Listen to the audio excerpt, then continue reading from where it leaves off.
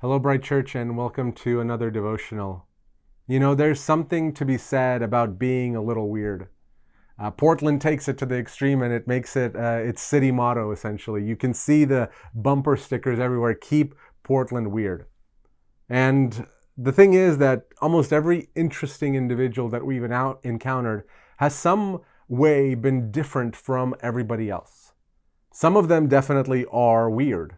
But for the most part, we identify that they're different, but we don't necessarily call them weird. Weird has an interesting connotation to it that I don't think applies. Romans 12:2 says, "Do not be conformed to this world, but be transformed by the renewal of your mind, that by testing you may discern what is the will of God and what is good and acceptable and perfect." And when we read passages like this, we assume that in order to not be like the world, in order to not conform, then somehow we have to be weird to the world. We have to appear strange to the world in a way that the word weird actually conveys. That people look at us and assume there's something wrong. And weird, it carries this association. There are some people who own cats, but there is a point at which you are 3 cats too much and you are now weird. There are points where we would call a church weird, not because they have had a snake infestation, but the fact that they handle those snakes and somehow people look at that and they're like, that's something that's off. It's weird in a way that pushes me away. We aren't called to be zany or wacky with stunts or some kind of religious mania. Instead, our weirdness can better be summarized as the word peculiar. It still conveys this idea of being unique and uncommon, unusual, different, distinctive, but it doesn't have that negative connotation. A smell of something that is weird to us oftentimes means danger, to stay away. A smell that is peculiar, though, now that's something that's interesting.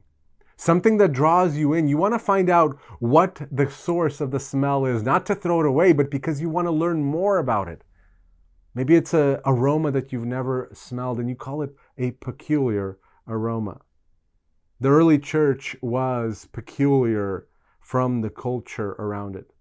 Its peculiarity was noticeable, whereas society around them was stingy with money. They didn't want to give away money. Wealth was a sign of your prosperity, of your blessedness by the gods. So they would be stingy with their money, but they would be promiscuous with their bodies, letting anybody have as much as they wanted. For the early Christians, though, it was in reverse. The early Christians were stingy with their body.